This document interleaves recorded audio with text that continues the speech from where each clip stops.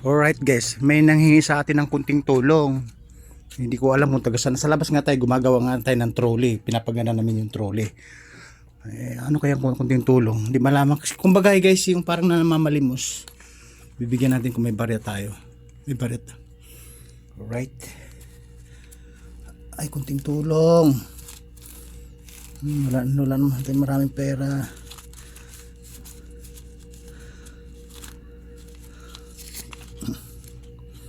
Bibigyan ka natin ng 50. Ayun, may mga barya pala dito. Dito. Yun. Ayun, 40 pesos bigyan natin. Hindi na masama, no? Yan. Tapos tatanungin natin taga saan. Alright. Kunting tulong daw guys eh. Ate, ito. Oo. Ate, taga saan po ba kayo? Kung marami lang akong pera ating bibigyan kita ng medyo malaki eh. Pasensya na po sa 40 pesos lang po, no? Kuya, pasensya na rin po kayo. Thank you, kuya.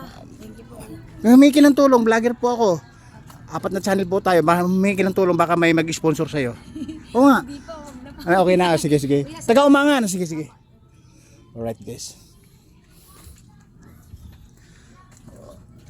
Kasi guys, pinapaganda namin to. Ayan o.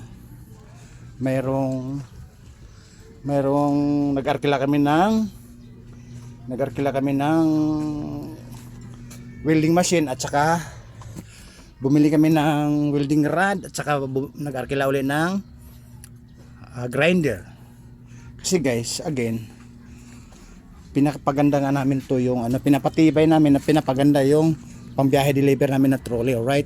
Kaya nga maraming bakal na nakakabit to. Yung tanggal na yan, kakabitan.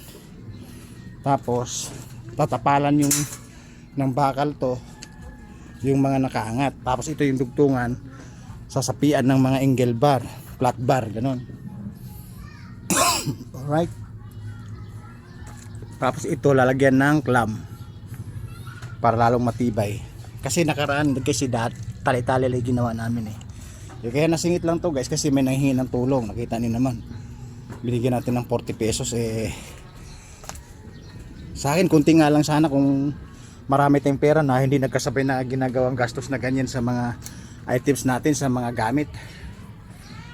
Barya-barya lang na ibigay natin. Barya-barya lang. Pero hindi pa naman tayo sumildo sa social media, right? Ngayon, yung mga gagawa yan kasi nagwe-welding, yung alalay ko na nag-ayos ng mga items ng mga karton.